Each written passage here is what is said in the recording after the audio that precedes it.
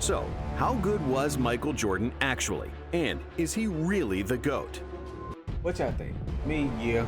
All LeBron fans and other fans always bring up Michael Jordan couldn't get past Larry Bird, Isaiah Thomas, Magic Johnson in the 80s.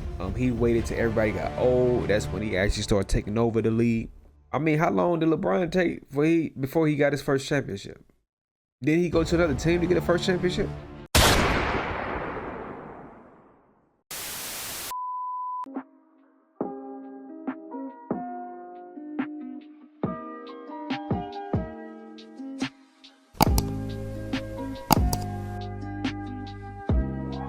Yo, what it is, what it ain't YouTube. This your boy MJT Reacts coming at you with another banger video, man. Let's get it, let's go. Yes, sir, ski, man. I appreciate y'all. I'm gonna keep them videos coming. Keep on liking, keep on subscribing, keep on notifications so you can know when I post new videos, man. Yes, sir, we finna react.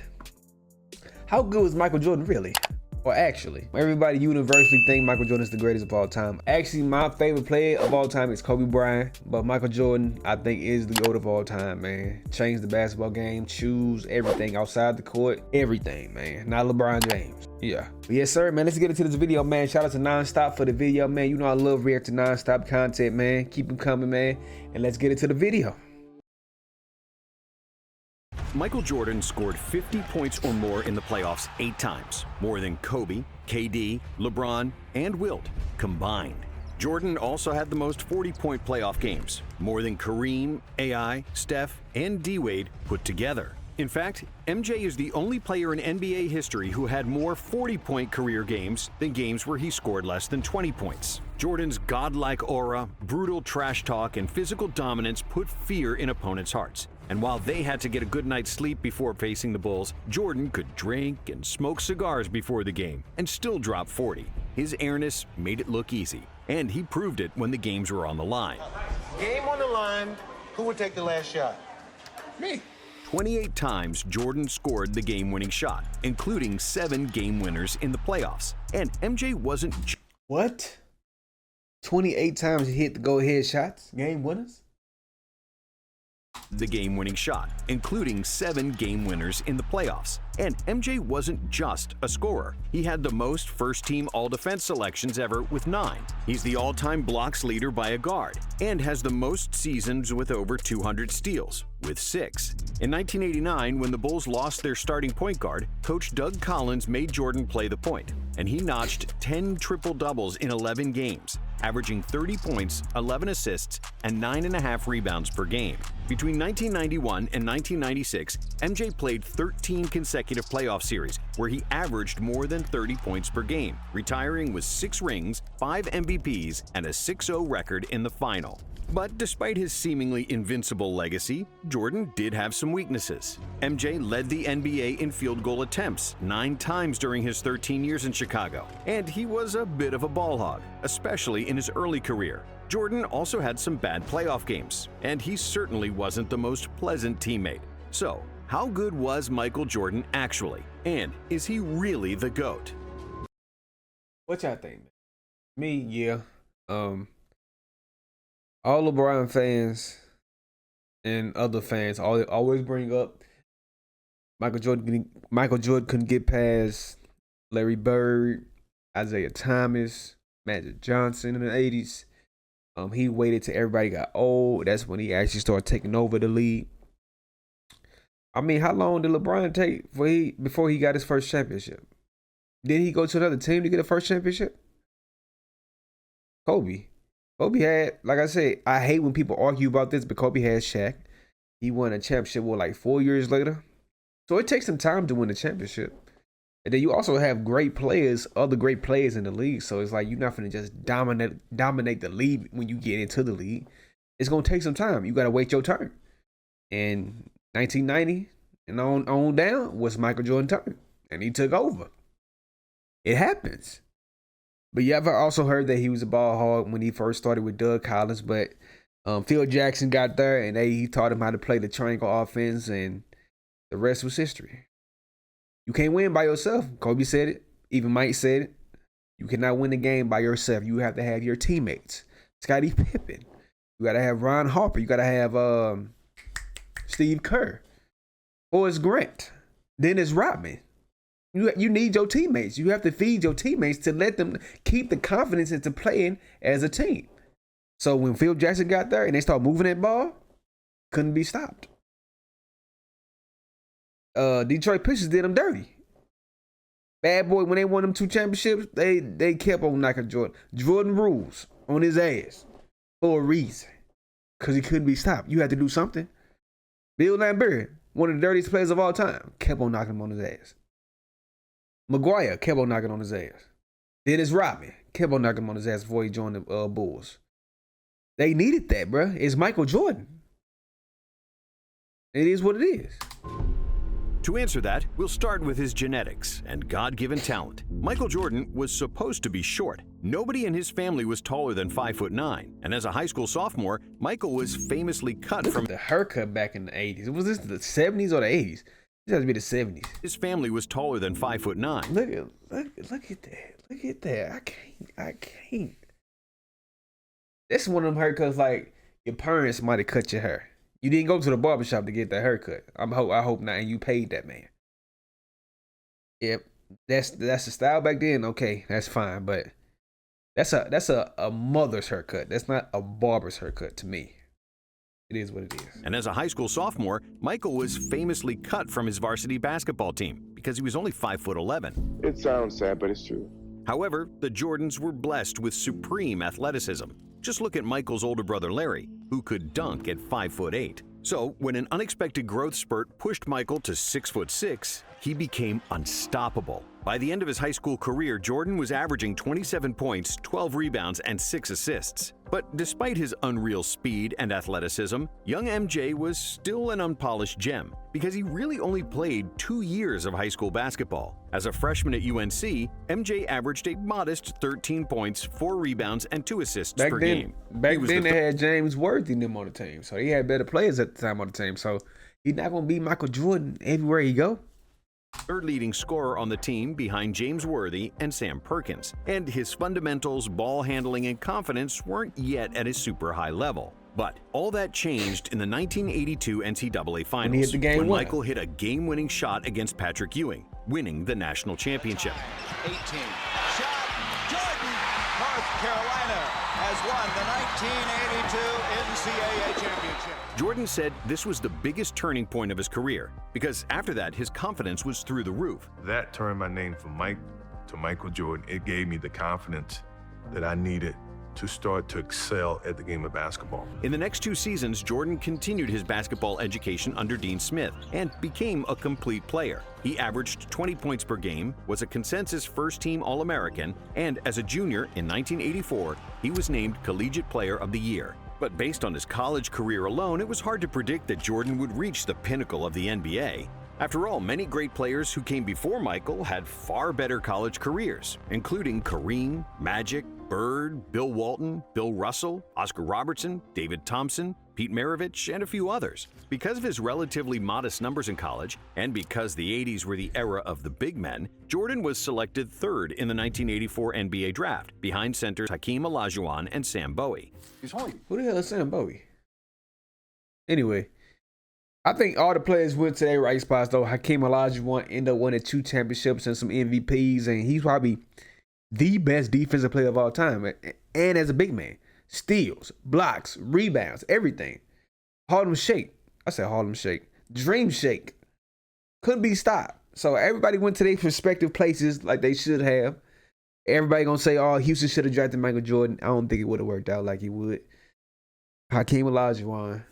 Still a GOAT. She's probably one of the best big men of all time. Probably the best big men of all time when you ask some people. So, yeah. 6'6". Everybody, So how much it can he is what really it do? is. He went We wish third. he were 7'1", but he isn't. However, it took just 2 practices for the Bulls coach to call the general manager and say, "You didn't mess up the draft this time." For the first day in practice, my mentality was whoever is the team leader on that team, I'm going after him.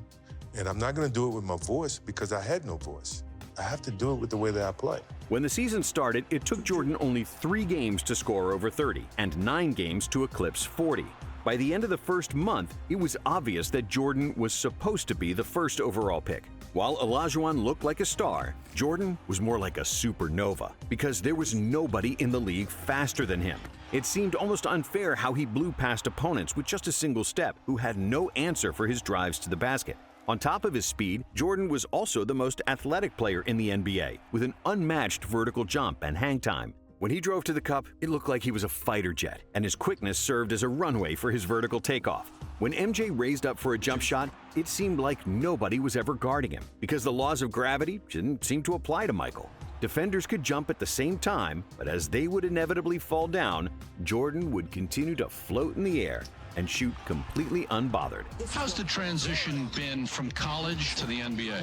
Well, I think it's been pretty easy. Thanks to his high-flying feats and insane dunks, Jordan quickly became the most popular player in the NBA. So it only made sense that in 1986, he got voted to the All-Star game, despite playing just 3 games up to that point due to an ankle injury. And that same year...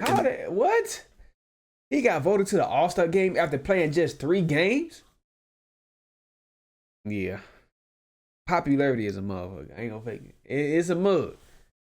Let that happen. That will never happen again. I don't think it will never happen again. Now you have to play 65 games to even qualify for any NBA awards. 3 games and you got voted to the All-Star game? Now, it's probably mostly fans. Now, if it was all fans that voted players in the All-Star game, then okay, I can see that happening. But if that was actually like media members and everybody who voted this man to the All-Star game with just 3 games played, it's crazy. In the playoffs, he set a playoff scoring record with 63 points against Boston. But it was an incredible playoff performance. I've never seen it before, and I had never seen it after. That wasn't Michael Jordan out there. It was God disguised as Michael Jordan. As if MJ wasn't doing enough already, in 1987, MJ led the NBA in scoring with 37 points per game, which was and remains the 5th best scoring output ever, behind only Wilt's insane scoring feats of the early 1960s. I just want the franchise and Chicago Bulls to be respected as a team. It's very hard for something like that to happen, but it's not impossible. Meanwhile, Jordan was miserable. Despite all the fame and individual accolades, he was always losing. In his first 3 seasons, MJ only won 1 playoff game, despite being the best player in the league.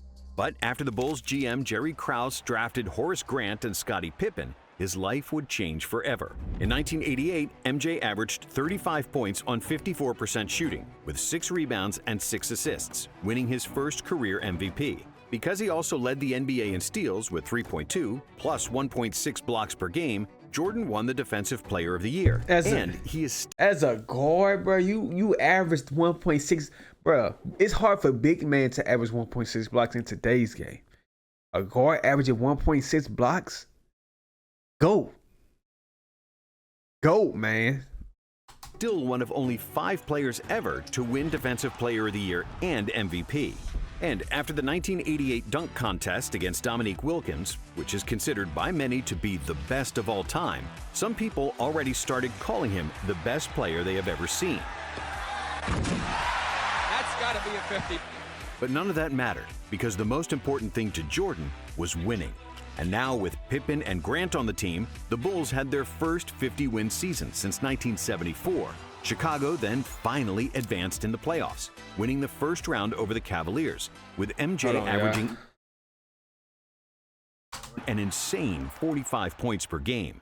However, in the second round, a more experienced Pistons team defeated the Bulls pretty easily, 4-1. It was proof that individual greatness doesn't translate to playoff wins, a lesson Jordan had yet to learn. But that didn't make him any less entertaining to watch. In the 1989 season, Jordan hit his first legendary shot in the NBA, simply known as the shot. A shot on Elo. Good! The Bulls win it! They win it! Set the Cleveland Cavaliers! In the second round, the Bulls got past the Knicks, but they again fell victim to the Pistons, who bullied Jordan with their physicality. And in 1990, it was more of the same. MJ led the NBA in scoring and steals. He was super efficient, but the team couldn't get over the hump and get past the Detroit Pistons for a 3rd consecutive year. In his first 6 years in the league, MJ had won 5 playoff series and lost 6, with an overall playoff record of 25 wins and 29 losses. So after that 3rd loss to the Pistons, the media started doubting Jordan, questioning his ability to play team basketball, and wondering if he was only concerned about himself and his numbers. And in a way, they were right. In the 80s, he was often trying to score out of double or even triple teams, ignoring his wide-open teammates. In 1989, he was a capable passer, averaging a career-high 8 dimes per game, but Jordan always looked to score first and pass second. And he wasn't like Magic, Jokic, or Doncic, who manipulate defenses with their eyes and fake defenders into wrong coverages. Jordan's passing was more reactive. He got rid of the ball only when he saw that somebody was wide open. And since Jordan was like a black hole that sucked all the defensive attention, when he did opt to pass, it was usually for an easy dunk. But despite MJ's ridiculous scoring numbers, the Bulls' offense was always average during the 80s, and they were actually at their best in 1986, when Mike missed 80% of the season due to an ankle injury. That's crazy. He's saying a lot of stuff I did not know, because I wasn't born in the 80s. Damn, that's crazy. 25 and 29 in the playoffs. I didn't know. I thought he only lost to the Detroit Pistons twice in the playoffs. He lost 3 in a row. That had to be demoralizing. Had to be. And then they had the best offense without you. Yeah. That's just like Kobe, though. Kobe went through the same thing. Ball hog, wanted to score all the points, shooting over double teams, triple teams, not even passing to his teammates. And yeah, that's crazy. I did not know that about Jordan. It wasn't until 1990, the arrival of Phil Jackson and the emergence of Scottie Pippen, that the Bulls' offense cracked the top 5 in the NBA. Pippen's passing and pushing the ball in the open court created lots of space for Jordan, who could finally trust someone else to make plays for him consistently. But Pippen's value was maybe even more pronounced on the defensive end. With an enormous wingspan, agility, and a motor to cover multiple players on one possession, Scottie was just what Michael was missing. Pip's presence allowed Michael to play free safety on defense, jump into passing lanes for steals, and he didn't need to waste his energy guarding the best opposing player, because Scottie usually did that.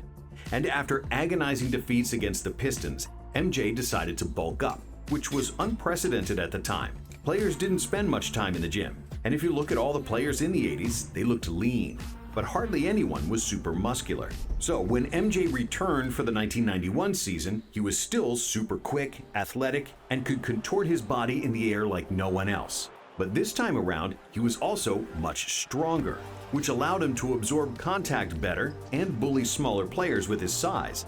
What also helped Michael was the arrival of coaches Phil Jackson and Tex Winter, who instituted the triangle offense, which was based on cutting in open spaces and playmaking out of the post. If executed properly, the triangle was believed to be the most optimal offense to optimize spacing. MJ didn't have to bring up the ball all the time and force his shots, and he was receiving the ball closer to the basket, where he'd bully smaller defenders and dominate like never before. Even though Jordan was phenomenal from the moment he stepped into the NBA, in 1991, he was at his best, and he won his second MVP award. The 91 Bulls had the best offense in the NBA, and they crushed the opposition in the Eastern Conference. They swept the Knicks, beat the 76ers in 5, and then finally got their revenge against the Pistons. This time, it wasn't even close, as Detroit was on the decline after 3 straight NBA Finals trips, while the Bulls were ascending. MJ swept Isaiah and the Pistons, who famously left before the final buzzer of game. They still not talking to this day. Dirty. How you gonna lead the game? How the whole bench gonna lead the game with like 4 seconds left on the clock? That's petty as hell. I ain't gonna lie. I'm a little petty when it comes to, I hate losing too. Like if somebody want to give me a handshake, I still give them a handshake like a little fake little. All right, good game, good game. But I'm not finna just like shake nobody. I hate losing, bro. I feel him, but I'm not finna walk off the court and not shake nobody's hand. And he gave me the same respect the previous 3 times I beat him in the playoffs by shaking your hand still. But you couldn't do that for him. That's dirty. That's why he kept you off the damn USA team. Game 4, refusing to shake the Bulls' hands. We finally got over the hump of the loser's mentality. We were starting to become a winning franchise. And, you know, this guy was the limit. But in the NBA Finals, another legend awaited. Magic Johnson. And it seemed like the 5-time NBA champion still had the upper hand when the Lakers defeated the Bulls at home in Game 1. That is, until Phil Jackson made the adjustment to have Pippen guard Magic, which turned the series around. And in Game 2, Jordan dazzled the world with another iconic move, switching hands mid-air to score an acrobatic layup.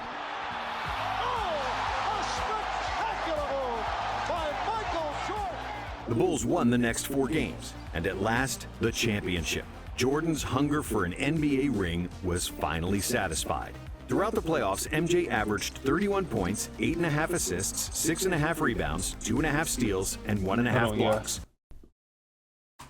shooting a career-high 56% from the field. Jordan is the most talented player in the NBA, by far. And the 1992 season was a continuation of peak form for Jordan and the Bulls. Another scoring title with super efficient shooting, first-team all-defense, and another MVP for his airness. The Bulls once again had the best offense in the NBA and won a franchise record 67 games. Get your ass down.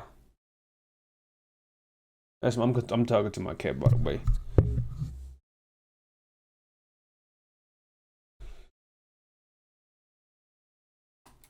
Chicago reached the finals against the Trailblazers, and the media pushed the narrative that Clyde Drexler was better than Jordan, because Jordan is not a good outside shooter. So MJ responded by nailing 6 threes and 35 points in the first half of Game 1, which was a finals record for both threes and points and a half, in what will forever be remembered as the Shrug Game. And even though Portland tied the series at 2 apiece, the Bulls were just too good, and they won the series in 6, with MJ averaging 36 points in the finals. After the second finals and the Dream Team experience in Barcelona, Pippen and Jordan came into the 93 season with an empty tank. The Bulls weren't as dominant in the regular season. But even though he was tired, MJ still led the NBA in scoring, which was his 7th scoring title in a row. And he also led the league in steals. Chicago made it to a 3rd consecutive finals, where they faced league MVP Charles Barkley and the Phoenix Suns, the best team in the regular season. Barkley was also the best player on the Dream Team, and when he won the MVP, many people believed that he could be an even better player than Michael, which pissed off Jordan. But because of the Suns' inexperience and Barkley's nasty elbow injury, the Bulls won the first 2 games on the road, and it seemed like it would be smooth sailing to the next title. However, the Suns weren't going away that easily. They won games 3 and 5 in Chicago, and they could have won game 4 too, if it wasn't for Jordan. That motherfucker would not let me win that game. Who buried the Suns with 55 points, the 2nd highest scoring game in NBA Finals history. And Michael just outplayed me. That was probably the first time in my life that I felt like there was a better basketball player in the world than me, to be honest with you. After 5 games, it was 3-2 for the Bulls, but the remaining 2 games were to be played in Arizona. In Game 6, the Suns had the lead throughout the 4th quarter, but Jordan kept the Bulls in the game, and everybody expected Jordan to take the final shot to tie the game. But MJ wasn't the same stubborn player as before, and he gave up the ball early to set up an open shot for John Paxson.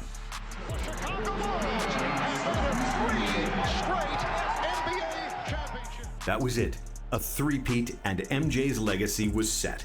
Jordan finished the 93 finals with averages of 41, 8, and 6 on 51% shooting and 40% from 3. And That's tough. This wasn't even his best playoff series statistically. MJ was on the top of his game, and his basketball IQ, winning mentality, and physical dominance all synced in perfect harmony.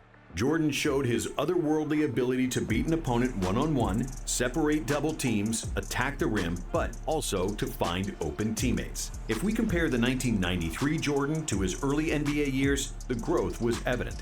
When it was needed, he was pressing full court defensively. When nobody could score, he recognized it and carried the Bulls. And when he got doubled, he gave up the ball without trying to be a hero. In terms of basketball skills, Jordan was physically a much stronger player. He became a master of footwork and post-up game. When he reached the desired position with his back to the basket, he'd turn and stay in the air for what felt like an hour longer than his opponent, only to hit a patented turnaround jumper, clean as a whistle.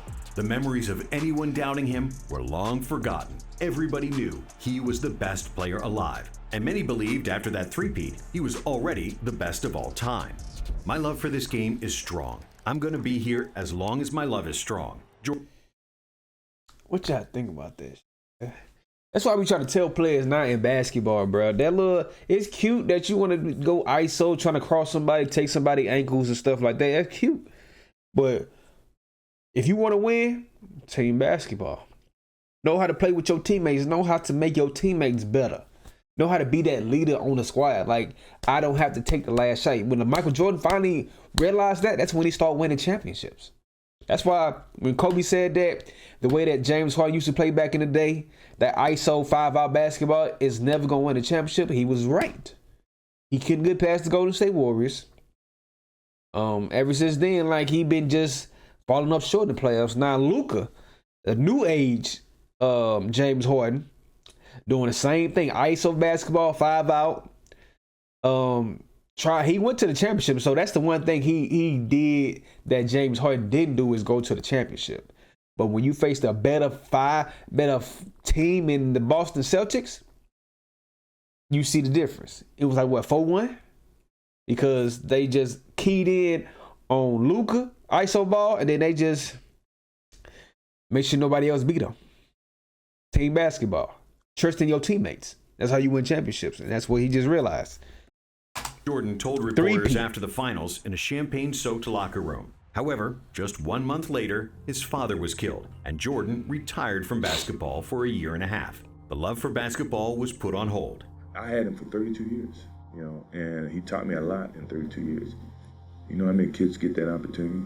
Very few. In today's society, get the chance to spend that much time with their parents and get that type of influence. 18 months and a stint in minor league baseball later, and the itch for the game became too strong. So Jordan released arguably the most famous two-word press release of all time. It came in a two-word statement which is now just begging to have a Nike campaign built around it. Quote unquote, "I'm back." And it didn't take Jordan too much time to show that he was still the god of basketball.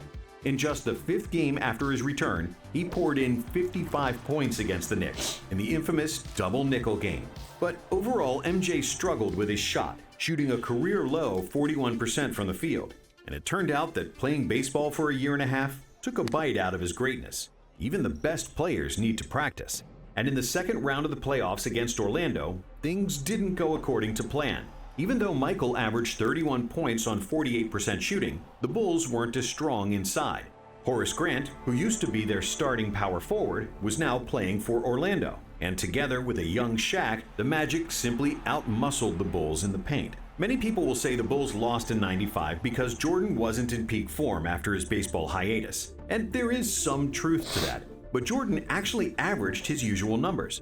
Really, basketball is just a team sport. And they lost because Orlando was much bigger and deeper than them. Thankfully, the Bulls management knew that too. Last week, the Bulls announced the acquisition of a player many people consider the most controversial basketball star in the NBA. They added Dennis Rodman to the team, the best rebounder of all time, and one of the fiercest defensive players ever. I don't care. Whatever. What's up? A year before, they also added Steve Kerr, the most accurate three-point shooter ever. And together with a defensive dog, Ron Harper, and Tony Kukoc, who was the most versatile power forward in the NBA, MJ had the best supporting cast in the league. In the 1996 season, the Bulls were so good that they became only the second team in NBA history to lead the NBA in offensive and defensive rating. And their plus 13.4 net rating is still the best ever. Their 72-10 record was the best of all time, and of course, Jordan won an MVP, averaging 36-4. As for the playoffs, there was no stopping the Bulls. Only the Sonics in the finals showed any kind of resistance, and Gary Payton was the first defender to have slowed down Michael, but he couldn't beat him. And Chicago won their 4th title, with Michael crying his guts out in the locker room because it was the first championship he won without his father. I know he's watching. This is for Daddy. I'm very happy for him. He's a voice of reason that always drove and challenged me. That's the type of father I had. Like a friend? Yeah, like a friend. And when the 1997 season started, the Bulls continued to rule the NBA. With 4 Hall of Famers, the most accurate three-point shooter of all time, and other excellent role players, no team could match up with Chicago. Running the triangle like a well-oiled machine, the Bulls dominated the regular season with 69 wins, and getting to the finals seemed like a walk in the park, as they only lost 2 games in 3 playoff series. But in the finals, it wasn't that easy, because they played the formidable duo of Stockton and Malone and the Utah Jazz. This series would be remembered by the infamous flu game, where Jordan suffered from food poisoning and had a fever before the pivotal Game 5 when the series was tied. But Jordan played through the illness and managed to squeeze every atom of strength to score 38 points, and the Bulls won, 90-88. In Game 6, Jordan trusted Steve Kerr with the final shot, and Kerr hit a jumper for the win in the final seconds.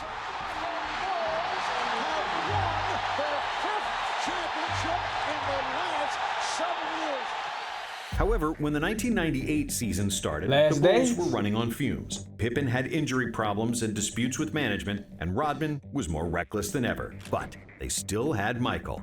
Even though he wasn't as athletic as before and his efficiency decreased, Jordan was still capable of winning games by himself.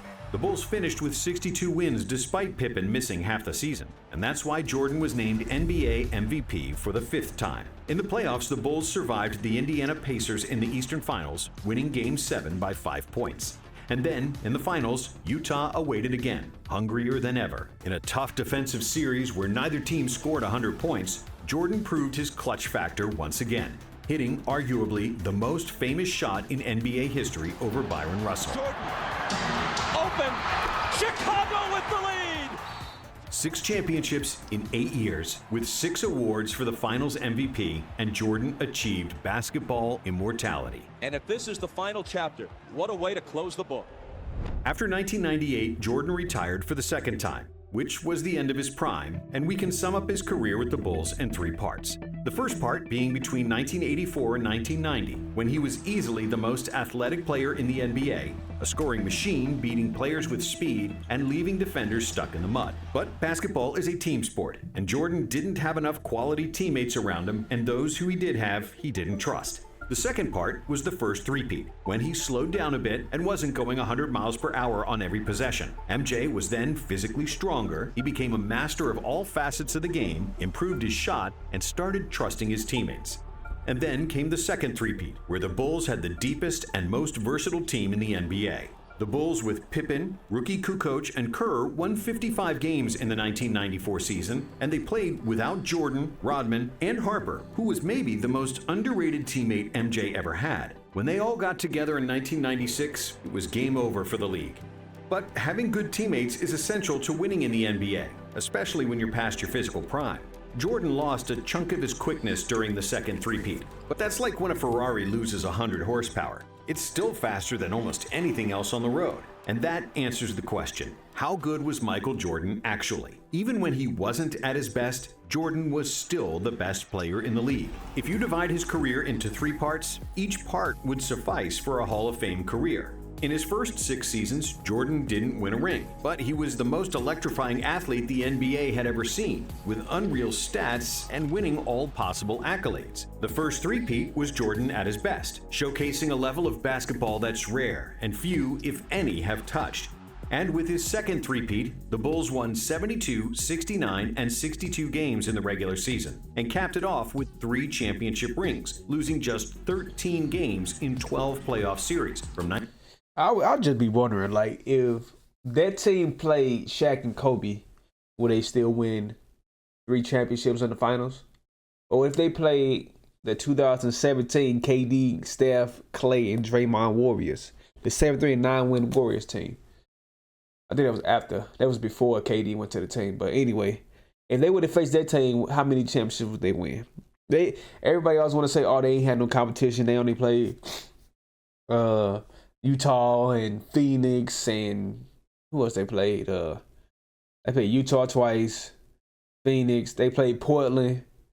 They ain't had no competition, but I feel like they will still be today's teams in the NBA. I think that the closest series probably would have been Kobe and Shaq, because Shaq was so dominant. I don't think nobody can really guard him on the Bulls. KD, they might have a chance, but they might win just 2 games. If they played against Kobe and Shaq, they probably would have won 7 games. But yeah, that's what I think. 1996 to 1998. The only season of his career where Jordan wasn't the best player in the league was probably just his rookie season. Jordan was the best player in the world for over a decade, something that can be said only of 3 other players, Wilt, Kareem, and LeBron. But while Kareem's individual and team accomplishments are similar to MJ's, Jabbar wasn't the best player on his team for 3 of his 6 championships, and he only has 2 Finals MVPs compared to Jordan's 6. Wilt's scoring numbers from the 60s were impossible to reach even for Jordan, but he only won 2 titles and was constantly losing to Bill Russell. And finally, there's LeBron, who might be the most complete basketball player ever, and due to his longevity, he is the statistical GOAT. But LeBron only has 4 titles and has lost 6 times in the finals, including the 2011 dud against the Mavs, where he played a But LeBron James do not want to talk about that finals. Averaging 17 points a game while Wade averaged 26. Come on now. The Jet, I think, averaged more points or the same amount of points as LeBron off the bench. They don't want to talk about that, though. Catastrophic series that cost Miami the championship. And that's something that never happened to Jordan. And because of his decade of dominance, a 6-0 record in the finals, with 6 finals MVPs, and the biggest impact on NBA popularity worldwide, it's hard to say that Jordan wasn't the greatest player to ever touch a basketball. Speaking of Jordan, we've got another video about him and Pippen you simply can't miss. Yeah, man. That's a great video, man. What y'all think? Do y'all have Jordan as the greatest player of all time in y'all books? Or do y'all have LeBron James, Kobe, Magic, Kareem, whoever? Just let me know down in the comments, man. To me, like I said, I feel like he's just, Michael Jordan is the universal GOAT. He's number 1 on everybody's list, most of the people list. To me, my GOAT is Kobe. My favorite player of all time is Kobe, because I grew up watching him. So what y'all think down in the comments, bro? And this is the end of the video. Hope you like, comment, and subscribe. Comment down below what you want me to react to next. Turn on post notifications to be alerted when I post a new video. And just keep liking it up, keep sharing it, man. I'm gonna keep on posting these videos out here, man, for y'all. Thank y'all for supporting me. Be blessed out there. Take care of yourself. Happy holidays, man. Merry Christmas. And yes, sir, I'm gonna see y'all next time. Peace.